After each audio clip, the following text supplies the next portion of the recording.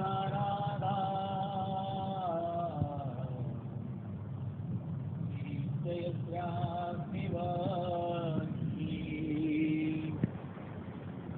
वृंदावन विहारं तं श्रीकृष्णं हृदि चिन्तये।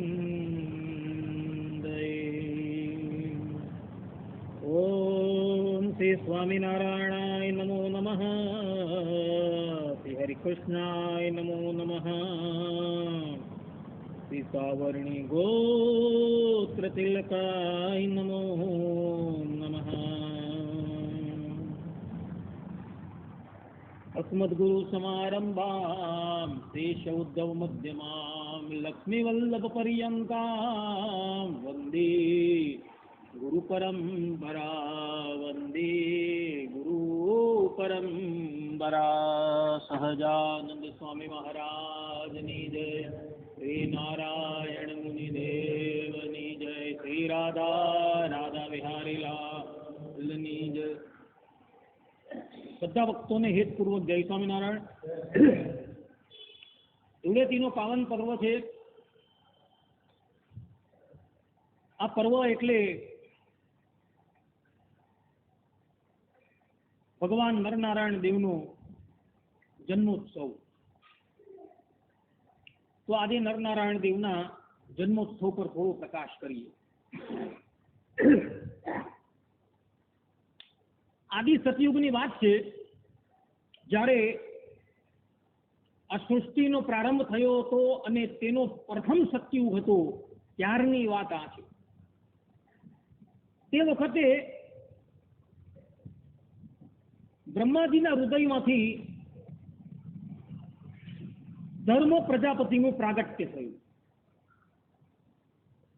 અને બ્રહ્માજીના અંગૂઠાના અગ્રભાગમાંથી દક્ષ પ્રજાપતિનું પ્રાગટ્ય થયું। ધર્મ પ્રગટ થયા એટલે ભૂતલની ઉપર ચારે બાજુ હર્ષ અને આનંદની વર્ષા થવા લાગી। ત્યારબાદ બ્રહ્માજીના શ્રી અંગમાંથી મનુ મહારાજ અને શત્રુપાનું પ્રાગટ્ય થયું અને તેઓના દાંપત્ય જીવનમાંથી ઉત્તાનપાદ, પ્રિયવત, મનુ, દેવહૂતિ, પ્રસૂતિ અને આકૃતિનો પ્રાદુર્ભાવ થયો। એમાં મનુ મહારાજને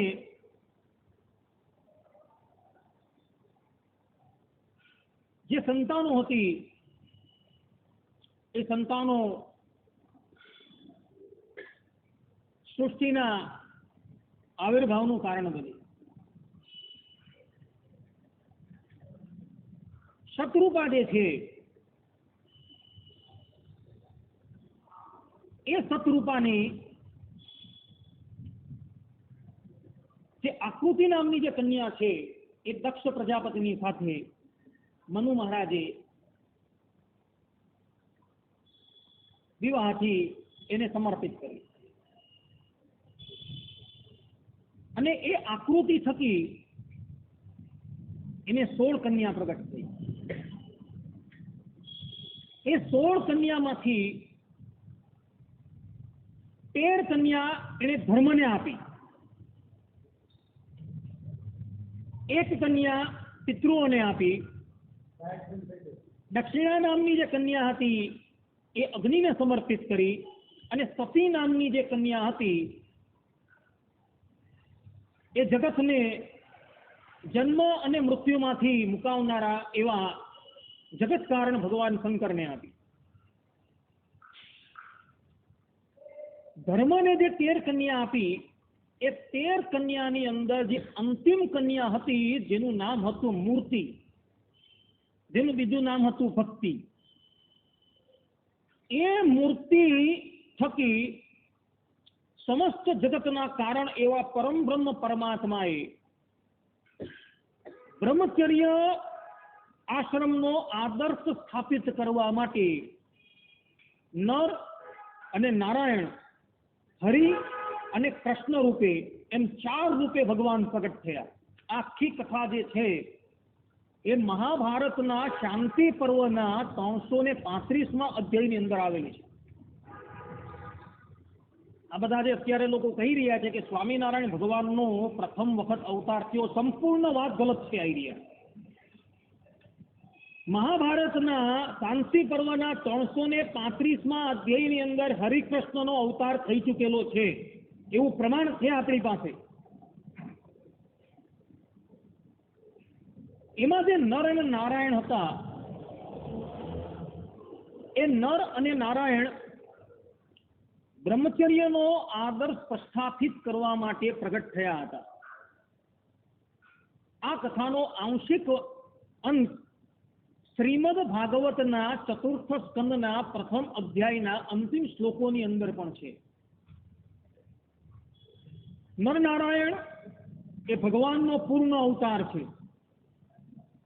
કોઈ અંત અવતાર કે કલા અવતાર નથી. સાક્ષાત પરમ બ્રહ્મ પરમાત્મા પોતાના અક્ષરધામસ્થ મૂળ રૂપ છે તેમાંથી સજાતીય દ્વિતીય રૂપ ધારણ કરીને ભૂતલ પર પ્રગટ થયા છે. ભગવાનના અવતારો ધરાતલની ઉપર 2 રૂપે થાય છે. રઘુવીરજી મહારાજ હરિવાક્ય સુધા સિંધુની સેતુમાલા ટીકાની અંદર પંચાળાના 6થા વચનામૃતની અંદર ટીકાની અંદર પોતે લખે છે. તથા આ જ વાત રામાનુજ સંપ્રદાયના એક શ્રીનિવાસ આચાર્ય યતીન્દ્રમત દીપિકાના 9મા અવતારની અંદર પણ લખે છે. અને આ જ વાત નિત્યાનંદ સ્વામી સાંડિલ્ય સૂત્ર ભાષ્યની અંદર તદવાક્ય શેષાદ 2:21 અંદર પણ લખે છે. ને એના પર ટીકા થયેલી જે છે એની ટીકા કરનારા કૃષ્ણજીવન સ્વામી તેઓએ પણ આ ટીકાની અંદર આ વાતનો પ્રકાશ કરેલો છે કે ભગવાનના અવતાર ભૂતલની ઉપર 2 રૂપે થાય છે. એક અક્ષરધામના અધિપતિ સાક્ષાત સજાતીય દ્વિતીય રૂપ ધારણ કરીને ભૂતલની ઉપર તે યોનિની અંદર પ્રગટ થાય એ ભગવાનનો સાક્ષાત અવતાર કહેવાય. અને બીજો જે અવતાર જે કહેવાય છે એ અક્ષરધામના જે પરબ્રહ્મ પરમાત્મા પોતે અક્ષરધામસ્થ કોઈ મુક્ત પુરુષ હોય તેની અંદર સ્વરૂપથી કે શક્તિથી આવિર્ભાવ પામીને એનો જીવપણું દબાવીને પોતે સ્વયં પરમ બ્રહ્મ પરમાત્મા પ્રગટ થાય અને ભૂતલ પર જ્યારે એ પ્રગટ થાય તે ભગવાનનો બીજો અવતાર કહેવાય અને ગૌણ અવતાર કહેવાય.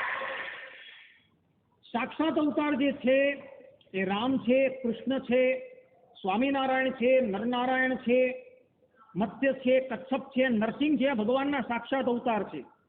જ્યારે પરશુરામ જે છે, સંકાદિક છે, નારદ છે, આ બધા અવતારો જે છે એ ભગવાનના ગૌણ અવતાર કહેવાય. કારણ કે જીવની અંદર પ્રવેશ થઈને ભગવાન પ્રગટ થયા હતા એટલે સદ્વારક અવતાર કહેવામાં આવે છે.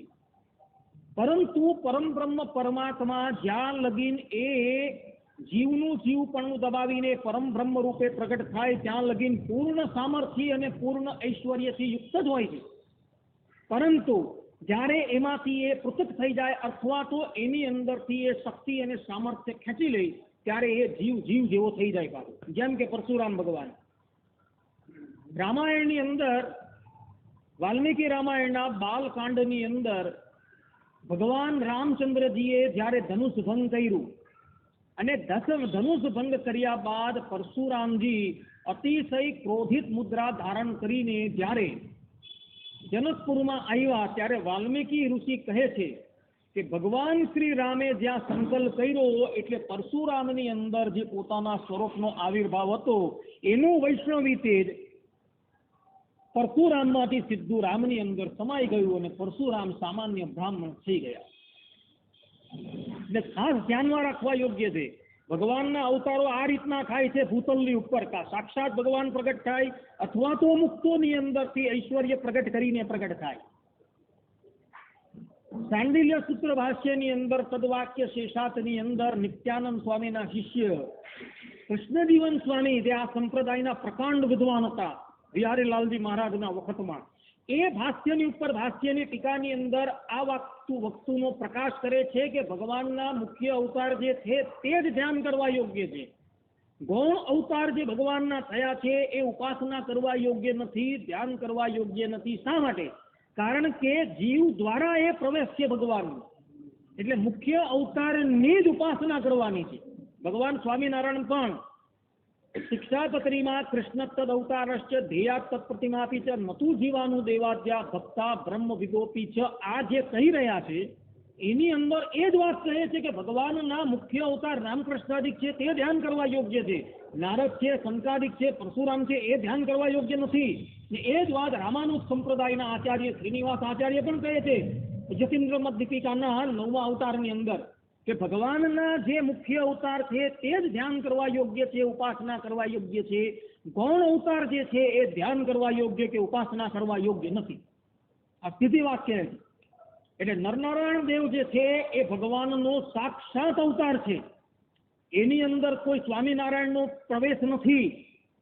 જેવી રીતના પરશુરામની અંદર શ્રીમદ નારાયણનો પ્રવેશ હતો એવી રીતના નરનારાયણ દેવની અંદર સ્વામિનારાયણનો કોઈ પ્રવેશ નથી. આજે પણ આ અવતાર અધ્યાપી બદ્રિકા આશ્રમની અંદર વિરાજમાન છે. બધા જ અવતાર પોતાનું કાર્ય પૂર્ણ કરીને અક્ષરધામસ્થ મૂળ રૂપની અંદર લીન થઈ ગયા છે. પણ નરનારાયણ દેવનો જે અવતાર છે અધ્યાપી ત્યાં વિરાજમાન છે. ભારત વર્ષના શ્રેયને માટે એ આજે પણ તપસ્યા પરાયણ થઈ છે ને આજે પણ કહે છે કે અલકનંદાની અંદર પ્રાતઃ કાળે એ સ્નાન કરવા માટે પધારે છે. આ વાત સંપ્રદાયના ગ્રંથોની અંદર પણ છે અને મહાભારત આદિ ગ્રંથોની અંદર પણ લખાયેલી છે કે ભગવાન નરનારાયણ દેવનો અવતાર અધ્યાપી બિરાજમાન છે. એ અવતાર લીન થયો નથી. કારણ કે બધા જ અવતારો પોતાનું કાર્ય પૂર્ણ કરીને અક્ષરધામસ્થ મૂળ રૂપ છે તેની અંદર લીન થઈ જાય છે. એવું ભગવાન સ્વામિનારાયણ મધ્યના 13મા વચનામૃતમાં કહે છે. અને શાંતિ પર્વની અંદર ભગવાન વેદવ્યાસ 339મા અધ્યાયની અંદર પણ આ જ વાત કહે છે કે બધા જ અવતારો પોતાનું કાર્ય પૂર્ણ કરીને પોતાનું જે મૂળ રૂપ છે તેમાં લીન થઈ જાય છે. ચાહે કોઈ પણ અવતાર હોય, રામ હોય, કૃષ્ણ હોય, નરનારાયણ હોય, સ્વામિનારાયણ, એ બધા ભૂતલની ઉપર જે પ્રગટ થાય એ બધા અવતાર કહેવાય. અવતાર શબ્દ જે છે એ અવતૃ ધાતુ પરથી પ્રગટ થયું છે. વ્યાકરણની અંદર અવતૃ ધાતુ છે. અવતૃ ધાતુનો અર્થ એવો થાય છે પોતાની મૂળ સ્થિતિ પરથી જે નીચે ઉતરવું. એટલે કે સજાતીય દ્વિતીય રૂપ ધારણ કરીને જે નીચે ઉતરવું તેને અવતાર કહેવામાં આવે. છતાં પણ દરેક સાધકોએ પોતાની સન્મુખ જે પ્રગટ થયેલા જે છે પોતાને જે મળેલું સ્વરૂપ છે તેની સર્વ અવતારના અવતારી તરીકે સ્તુતિ કરેલી છે. શા માટે? એનું કારણ છે કે ભક્તોને માટે અક્ષરધામસ્થ મૂળ રૂપ જે છે એ અપરોક્ષ છે, ઇન્દ્રિયાતીત છે. પરંતુ ભૂતલની ઉપર જે બિરાજમાન જે ભગવાનનું નરાકાર છે એ એમની દ્રષ્ટિગોચર છે. ને દ્રષ્ટિગોચર થયેલા સ્વરૂપને તેમને સર્વ કારણનું કારણ, સર્વ અવતારનું અવતાર તરીકે માનેલું છે. અને એ જ ભગવત ધામસ્થ મૂળ રૂપ છે અને એ અવતાર છે તેની અંદર કિંચિત માત્રનો પણ ભેદ નથી. એટલે માટે ભક્તોએ ત્યાં એ ભગવત સ્વરૂપની સર્વ અવતારના અવતારી અને સર્વ કારણના કારણ રૂપે સ્તુતિ કરેલી છે. અવતારમાંથી ક્યારેય અવતાર થતા નથી, યાદ રાખજો. ભગવાન સ્વામિનારાયણના લોયાના 18મા વચનામૃતના શબ્દો છે. ભગવાન ત્યાં કહે છે કે તે જ અક્ષરધામસ્થ જે પરમ બ્રહ્મ પરમાત્મા છે તે જ કોઈ કારણ નિમિત્તે અનંત સામર્થ્ય અને અનંત ઐશ્વર્યથી યુક્ત તેને રામકૃષ્ણાદિક મત્સ્ય કચ્છ વરાહાદિક અવતારોને ધારણ કરે છે. એટલે ધામસ્થ મૂળ રૂપ જે છે એ અવતારી બતાવેલું છે. ને ભૂતલની ઉપર જેટલા પણ પ્રાગટ્ય થાય છે બધા અવતાર. છતાં પણ એ બંને વચ્ચે અતિશય સામ્યતા હોવાથી, સ્વરૂપથી, ગુણથી અને સ્વભાવથી સામ્યતા હોવાથી એ જે ભૂતલની ઉપર જે પ્રગટ થયેલું જે સ્વરૂપ છે તેને જે સાધકો મળ્યા તેની સર્વ અવતારના અવતાર તરીકે અને સર્વ કારણના કારણ પણ એની સ્તુતિ કરવામાં આવેલી. સત્સંગી જીવનનું પ્રથમ પ્રકરણનો 7મો અધ્યાય લેવો તો મરીચ્યાદિક ઋષિઓએ નરનારાયણ દેવની સર્વ અવતારના અવતારી તરીકે સ્તુતિ કરેલી છે. દ્વિતીય પ્રકરણ તમે લેવો તો પ્રાચી પુરાણી અને સુંદરજીભાઈ શેઠ જે ભુજનગરના હતા તેણે ભગવાન સ્વામિનારાયણની સર્વ અવતારના અવતારી તરીકે સ્તુતિ કરી. પ્રથમ પ્રકરણ લેવું તો વૃંદાવનની અંદર ધર્મદેવ અને ભક્તિ માતાની સામુ પ્રગટ થયેલા એ દેવકી નંદન શ્રી કૃષ્ણની ધર્મદેવ અને ભક્તિ માતાએ અને મરીચ્યાદિક ઋષિએ સર્વ અવતારના અવતારી તરીકે સ્તુતિ કરેલી છે. દ્વારકાની અંદર સચ્ચિદાનંદ સ્વામીની સન્મુખ જે પ્રગટ થયેલા જે દ્વારિકાધીશ છે તેને પણ તથા સચ્ચિદાનંદ સ્વામીએ સર્વ અવતારના અવતારી તરીકે કહ્યા છે. એટલે દરેકને જે સમયે જે સ્વરૂપની પ્રાપ્તિ થઈ તે સમયે પોતાની સન્મુખ જે પ્રગટ થયેલા સ્વરૂપની બધાએ સર્વ અવતારના અવતારી તરીકે સ્તુતિ કરેલી છે. અને આ જ વાત તમે જો વરાહ પુરાણમાં જુઓ તો ધરાદેવીએ વરાહ ભગવાનની સર્વ અવતારના અવતારી તરીકે સ્તુતિ કરી. શ્રીમદ ભાગવતના ચતુર્થ સ્કંદની અંદર માતા દેવહૂતિએ કપિલ ભગવાનની સર્વ અવતારના અવતારી તરીકે સ્તુતિ કરેલી. દ્વાદશ સ્કંદની અંદર માર્કંડેય ઋષિએ પોતાની સન્મુખ પ્રગટ થયેલા નરનારાયણ દેવની સર્વ અવતારના અવતારી તરીકે સ્તુતિ કરેલી. વામન પુરાણની અંદર ભક્ત પ્રહલાદજીએ નરનારાયણ દેવની સર્વ અવતારના અવતારી તરીકે સ્તુતિ કરેલી છે. શ્રીમદ ભાગવતના સપ્તમ સ્કંદની અંદર પ્રહલાદ સ્તુતિની અંદર તમે જુઓ તો પ્રહલાદજીએ પોતાની સન્મુખ પ્રગટ થયેલા નરનારાયણ નરસિંહ ભગવાનની સર્વ અવતારના અવતારી તરીકે સ્તુતિ કરેલી છે. એ ઉપરાંત ચતુર્થ સ્કંદની અંદર પૃથુ અવતાર જે ભગવાનનો થયો હતો તેની સામું જે ગૌ એટલે કે પૃથ્વી દેવી જે ગાયનું રૂપ લઈને પ્રગટ થયા હતા તેણે પણ પૃથુ ભગવાનની સર્વ અવતારના અવતારી તરીકે સ્તુતિ કરેલી છે.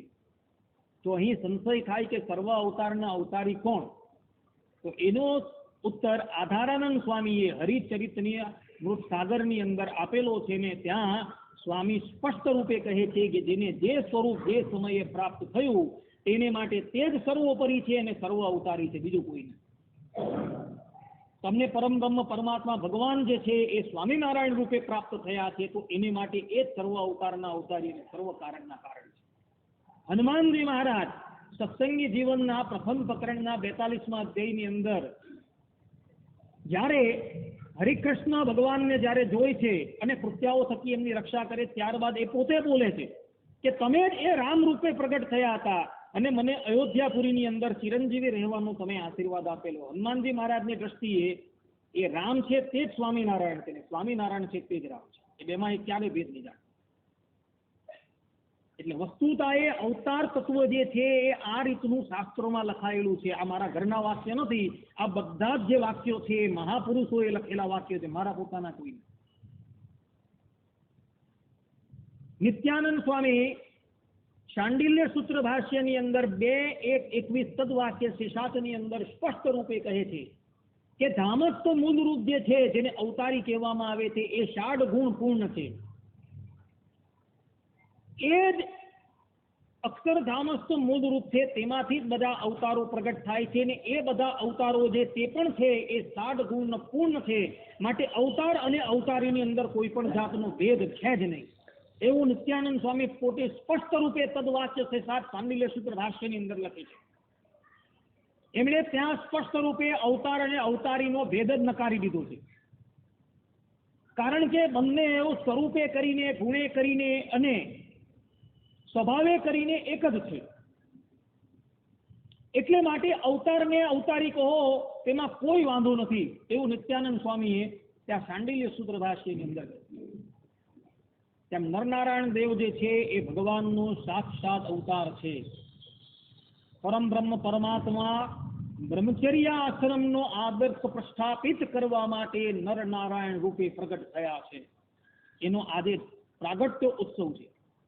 આપણે આ ઉત્સવને દિવસે ઉપવાસ કરતા નથી, કારણ કે આ જે ભગવાનનો અવતાર છે જગત ઉદ્ધારક તરીકે છે, ભક્તો ઉદ્ધારક તરીકે નથી. જગતનું કલ્યાણ કરવા માટે ને બ્રહ્મચર્યનો આદર્શ પ્રસ્થાપિત કરવા માટે એ પ્રગટ થયા છે. આ વાત જેની સેવા રીતિ આપણે લોકો ગ્રહણ કરીએ છીએ વલ્લભાચાર્યજીની, એ સેવા રીતિની અંદર વલ્લભ પુષ્ટિ પ્રકાશની અંદર ત્યાંના આચાર્યોએ આ બાબતનું પ્રકાશન કરેલું છે કે આપણે ભારત વર્ષની અંદર જે પ્રજાઓ જે છે, જે વૈષ્ણવો છે, એ કેવલ 29 ઉપવાસ જ કરીએ છીએ. 24 એકાદશી, રામનવમી, જન્માષ્ટમી, શિવરાત્રી, વામન દ્વાદશી અને નરસિંહ જયંતિ, આ 29 ઉપવાસ જ કરવાના પંચરાત્ર શાસ્ત્રની અંદર લખેલું છે. 30મો ઉપવાસ કરવાની વાત નથી. એમ કેમ? કારણ કે એ બધા જે અવતારો થયા છે એ બધા જગત ઉદ્ધારક તરીકે છે ને આ જે અવતારો થયા છે એ ભક્તો ઉદ્ધારક તરીકે, એટલે આપણે એની જયંતિ મનાવીએ છીએ. નરનારાયણ દેવની જે જયંતિ છે એ દિવસે આપણે ભગવાનને ડોલની અંદર બિરાજમાન કરીએ છીએ. ડોલ એટલે હિંડોળ, એની અંદર ભગવાનને આપણે બિરાજમાન કરીને ભગવાનને ઝુલાવીએ છીએ. ને આ કાર્ય આપણે કરેલું છે એવું નથી. આપણા સંપ્રદાયની અંદર જે આ જે ઉત્સવો મનાવીએ છીએ એવું નથી. ભગવાન સ્વામિનારાયણ સત્સંગી જીવનના ચતુર્થ પ્રકરણની અંદર ફાલ્ગુન માસના ઉત્સવોનો જે નિર્ણય કરે છે તેની અંદર લખે છે કે એક દિવસ યાદવો અને કુરુઓ એટલે કે પાંડવો બધા રૈવતાચલ એટલે કે ગિરનારની તળેટીની ઉપર વિહાર કરવા માટે નીકળેલા હતા. અને તે દિવસે આગળ સુધી પૂનમનો દિવસ હતો અને અર્જુનજી એ પોતે સાક્ષાત નરનો અવતાર છે અને શ્રી કૃષ્ણ ભગવાન એ સાક્ષાત નારાયણનો અવતાર છે અને નર અને નારાયણ એક જ દિવસે ત્યાં ભેગા થયા હતા. એટલે એ લોકોને ડોલની અંદર એટલે કે હિંડોળાની અંદર બિરાજમાન કરીને યાદવો અને કુરુઓ એ લોકોને ઝુલાવે છે. એટલે ત્યારથી આ ઉત્સવની શરૂઆત થયેલી છે. આ ઉત્સવ જે છે દરેક વૈષ્ણવ સંપ્રદાયની અંદર મનાવવામાં આવે છે. આપણા સંપ્રદાયની અંદર, રામાનુજ સંપ્રદાયની અંદર, શ્રી સંપ્રદાય એ રામાનુજનો જ છે. આ ઉપરાંત પુષ્ટિ માર્ગ એટલે કે વલ્લભાચાર્યજીના સંપ્રદાયમાં બધી જ જગ્યાએ આ ડોલોત્સવનું વિધાન કરવામાં આવેલું છે. ને નર અને નારાયણ એ સંપૂર્ણ જગતના હિતને માટે તપસ્યા પરાયણ થયા અને હરિ અને કૃષ્ણ જે મૂર્તિ થકી પ્રગટ થયા હતા એ જગતની રક્ષા કરવા માટે નિયુક્ત થઈ ગયા. એમ આદિ સતયુગની અંદર ભગવાન 4 રૂપે એક સાથે પ્રગટ થયા છે. નર, નારાયણ, હરિ અને કૃષ્ણ, આ 4 રૂપે ભગવાન પ્રગટ થયા છે. એક દિવસની વાત છે, નર નારાયણ દેવ ઘોર તપસ્યાની અંદર લીન છે. આખી કથા મહાભારતની અંદર આવે છે. શાંતિ કરો. ભગવાન પોતે ઘોર તપસ્યા કરતા હતા એટલે ઇન્દ્રને અતિશય શોક થયો. એને એમ થયું કે ભાઈ આ નરનારાયણ દેવ જે છે એ ઇન્દ્રાસનને માટે તપસ્યા કરતા લાગે છે. માટે એણે કામદેવને અને વસંતને આજ્ઞા કરી કે તમે જાઓ અને નરનારાયણની તપસ્યાને ભંગ કરો. આજ્ઞા થતા કામદેવ પોતાની પત્ની રતિ અને વસંતને લઈને બદ્રિકા આશ્રમની અંદર આવે છે અને ત્યાં પોતાના જે 5 બાણો આવે છે એ 5 બાણ એ નરનારાયણ દેવની ઉપર એક પછી એક છોડે છે. પરંતુ નરનારાયણ દેવના મનની અંદર કોઈ પણ જાતનો ક્ષોભ થતો નથી. થાય પણ કેવી રીતના? કારણ કે અપરાકૃત દિવ્ય દ્રવ્યોનું શરીર બનેલું હોય છે ભગવાનનું. ભગવાનના જે સ્વરૂપ છે એ પંચભૂતના નથી હોતા. ન તસ્ય પ્રાકૃત મૂર્તિ વિષ્ણુ પુરાણની અંદર લખેલું છે. જે પ્રમાણે ધામની મૂર્તિ ગુણાતીત છે તેવી જ રીતે મનુષ્ય મૂર્તિ પણ છે એ ગુણાતીત છે. ભગવાન સ્વામિનારાયણ અંત્યના 31મા વચનામૃતમાં કહે છે. એટલે અપ્રાકૃત દિવ્ય દ્રવ્યમાંથી જે અવતાર રૂપો નિષ્પન્ન થયા છે તેની અંદર કામ નામનું કોઈ તત્વ જ નથી. પછી કામદેવ જેવા ગમે એટલે આવીને એના પર બાણ મારે તો પણ એની કોઈ અસર થવાની નથી. 5 બાણનો પ્રયોગ કર્યો. અપ્સરાઓ પોતાના વસ્ત્ર કાઢીને નાચવા લાગી. છતાં પણ નરનારાયણ દેવના મનની અંદર કોઈ શોભ નથી. થોડો સમય થયો એટલે નરનારાયણ દેવના નેત્ર ઉગડા. જ્યાં નેત્ર ઉગડા એટલે કામદેવ નરનારાયણ દેવના ચરણમાં પડી ગયા કે પ્રભુ ક્ષમા કરો, અમે તમને ઓળખી ના શક્યા. નરનારાયણ કહે છે કે તમને કોણે મોકલા? ભગવાન સર્વજ્ઞ છે. યહ સર્વજ્ઞ સર્વવિદ વેદાંતમાં કહ્યું છે. એ બધું જાણે છે. છતાં પણ પૂછે છે કે તમને કોણે મોકલા? એ લોકોએ કહ્યું કે અમને ઇન્દ્રદેવે મોકલા છે. એમ કે ભલે. ત્યારબાદ નર અને નારાયણે સંકલ્પ કર્યો. એટલે એનું જે ઉરુ સ્થળ કહેવામાં આવે, હૃદયમાંથી અનંત પ્રકારની અપ્સરાઓ બહાર નીકળી ને લાઈનમાં ઉભી રહી ગઈ. નરનારાયણ દેવે કહ્યું કે આમાંથી એક અપ્સરા લઈ લેવું અને ઇન્દ્રને દાન કરજો. એ અપ્સરાઓ એટલી બધી સુંદર દેખાતી હતી કે સ્વર્ગની જે બધી અપ્સરાઓ તો એની પાસે એકદમ સામાન્ય થઈ જાય. તો એમાંથી એક અપ્સરાઓ એ લોકોએ લીધી, ઉર્માંથી પ્રગટ થઈ એટલે એનું નામ ઉર્વશી રાખેલું હતું. ઉર્વ એટલે હૃદય. ઉર્માંથી પ્રગટ થઈ એટલે એનું નામ રાખ્યું ઉર્વશી. અને ઇન્દ્રદેવને જઈને આ કામદેવ લોકોએ કહ્યું કે આ નરનારાયણ દેવે તમને ભેટ આપી છે. ઇન્દ્ર તો જોઈને જ આકુળ વ્યાકુળ થઈ ગયું અને પોતે જે અપરાધ કરેલો હતો એ અપરાધની ક્ષમા માંગવા માટે ભગવાનની પાસે આવે છે. ભગવાન નરનારાયણ દેવ એ જીત કામ છે, જીત ક્રોધ છે, એને ક્રોધ આવતો જ નથી. એને ઇન્દ્રદેવને ક્ષમા કરી. એ જ નરનારાયણ દેવ જે છે એ ભારત વર્ષના અધિપતિ છે. શ્રીમદ ભાગવતના પંચમ સ્કંધની અંદર સ્પષ્ટ રૂપે લખેલું છે કે ભારત વર્ષ ભગવાન પોતે એને સોંપે છે. એટલે કે ભગવાન પોતે જ એના અધિપતિ થયા છે અને તેના મુખ્ય ભક્ત છે નારદજી. ભગવાન સ્વામિનારાયણ જયારે આ ભૂતલની ઉપર પ્રગટ થયા ત્યારે એમણે જ્યારે મંદિરોનું નિર્માણ કરવાનો વિચાર કર્યો અને પ્રથમ મંદિર જ્યારે એમણે અમદાવાદની અંદર નિર્માણ કરાવ્યું ત્યારે અમદાવાદની અંદર તેઓએ ફાગણ સુદી તૃતીયાને દિવસે 1878 ની અંદર નર અને નારાયણની પ્રતિષ્ઠા ત્યાં કરી. અને આજે પણ તે જગ્યાએ જે જગ્યાએ ભગવાન નરનારાયણ દેવનો ઉમરો છે એ ઉમરા પર ઉભા રહીને ભગવાન શ્રીમદ નારાયણ ભગવાન સ્વામિનારાયણ બોલ્યા કે આ નરનારાયણ રૂપે હું જ સ્વયં રહ્યો છું. એ નરનારાયણ એ મારું જ સ્વરૂપ છે, બીજું સ્વરૂપ કોઈનું નથી. મારા ને એની અંદર કોઈ પણ જાતનો ભેદ નથી. ને એ વાતનો શિક્ષાપત્રીની અંદર ખુલાસો કર્યો. જ્ઞેયો અર્જુન યુક્તો નરનારાયણાભિધ. 108મા શ્લોકની અંદર ભગવાન સ્વામિનારાયણ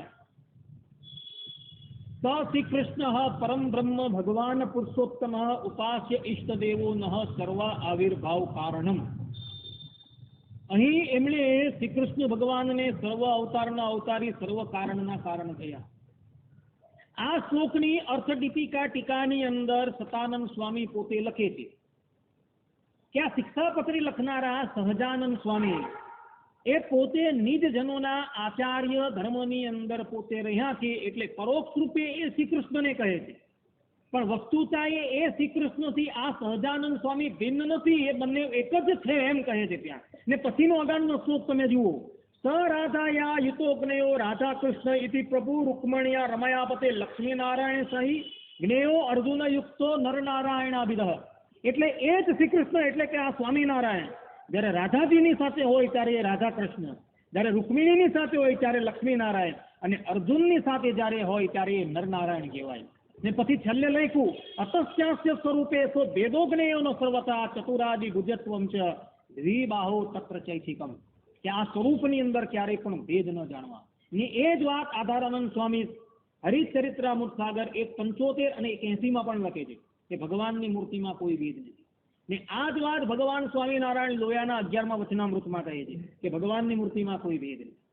ભલે તેઓનું કાર્યક્ષેત્ર ભિન્ન છે, ભલે તેઓનું રૂપ ભિન્ન છે, ભલે તેઓનો યુગ ભિન્ન છે, છતાં પણ એની અંદર રહેલું જે આત્મતત્વો, એના જે ગુણો છે, એનો જે સ્વભાવ છે એ ક્યારેય બદલાતું નથી. એ તો એકનો એક જ રહે છે. ને એટલે માટે ભગવાન સ્વામિનારાયણ કહે છે કે અતસ્યાસ્ય સ્વરૂપે સો ભેદો જ્ઞેયો ન સર્વદા. આ સ્વરૂપની અંદર ભેદ ન જાણતા. ને એટલે જ માટે હરિવાક્ય સુધા સિંધુના 218મા તરંગની અંદર ભગવાન સ્વામિનારાયણ કહે છે કે જે ભગવાનના સ્વરૂપોને વિશે ભેદ જાણે છે ને તે લોકોની બુદ્ધિ અશાસ્ત્રીય છે. એ લોકોની બુદ્ધિ શાસ્ત્રીય નથી, અશાસ્ત્રીય છે. આ સંસ્કૃત પદ્યો ત્યાં લખેલા છે. એના પર રઘુવીરજી મહારાજે વિસ્તૃત રૂપે ટીકા લખેલી. એટલે જે વ્યક્તિઓ ભગવાનના સ્વરૂપની અંદર લક્ષ્મીનારાયણ છે, નરનારાયણ દેવ છે, રાધા કૃષ્ણ છે, એ બધાને સ્વામિનારાયણથી ભિન્ન સમજે છે, એ લોકોની બધી જ જે માન્યતા છે એ શાસ્ત્ર વિપરીત છે.